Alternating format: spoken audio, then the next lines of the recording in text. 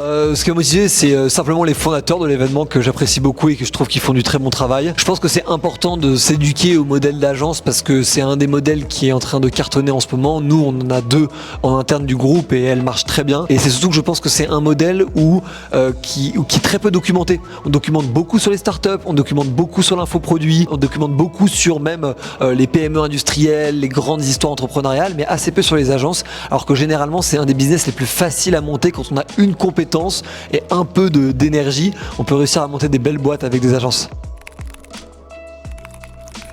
Je trouve que les gens avaient beaucoup de très grande qualité, ils étaient assez chauds, on sentait que beaucoup de gens avaient déjà beaucoup réfléchi à leur sujet. J'étais assez étonné parce que je pensais débarquer dans une salle avec des gens beaucoup plus amateurs, qui étaient en tout début de création, mais en fait il y avait plein de gens qui avaient une agence depuis plusieurs années, qui avaient des vrais bons résultats, parfois même des résultats qui sont même pas si éloignés des nôtres en fait, tu vois. Et donc c'était super cool de pouvoir échanger avec eux et surtout de voir que eux ils avaient vraiment des sujets d'intérêt aussi sur des vraies questions business de fond et ça fait plaisir parce que c'est là qu'on reconnaît quand même le vrai entrepreneuriat, c'est qu'ils s'intéressaient ils posaient les vraies bonnes questions. Les questions sur les clients, les questions sur les offres, les questions sur l'acquisition.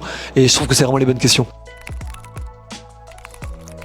Pour moi, le conseil le plus actionnable que je pourrais donner, c'est essayer de faire en sorte que dans votre entourage, que ce soit de clients, d'amis, dans votre réseau, les gens puissent vous identifier sur un besoin et qu'à chaque fois que quelqu'un exprime ce besoin, on le redirige vers vous. En tout cas, c'est quelque chose qui marche énormément pour nous, c'est quelque chose qui marche énormément pour beaucoup de mes amis. C'est même vous avez une expertise précise sur un besoin et que vous arrivez à bien communiquer auprès de vos proches, de votre entourage ou de votre écosystème dessus, les gens vous enverront les opportunités. Exemple, nous, une de nos agences, une de nos offres qui cartonne beaucoup, c'est celle du personal branding, que ce soit en LinkedIn ou en relation presse. Énormément de gens savent qu'on le fait, énormément de gens en ont besoin. À chaque fois que quelqu'un en a besoin et qu'il y a quelqu'un de notre écosystème qui est dans la pièce, il va parler du surligneur. Et donc du coup, c'est hyper puissant parce que ça nous permet d'avoir énormément de leads générés. Alors pas toujours les bons leads, mais en tout cas, ça nous permet d'avoir une grosse activité commerciale grâce à ça. Et pour moi, c'est le meilleur conseil que je suivrais parce que c'est aussi celui, je pense, qui dure le plus dans le temps. Là où beaucoup de méthodes, tu les fais pendant 3 mois, après ça marche plus. Celle-là, ça peut marcher pendant des années, même ça progresse au fur et à mesure des années.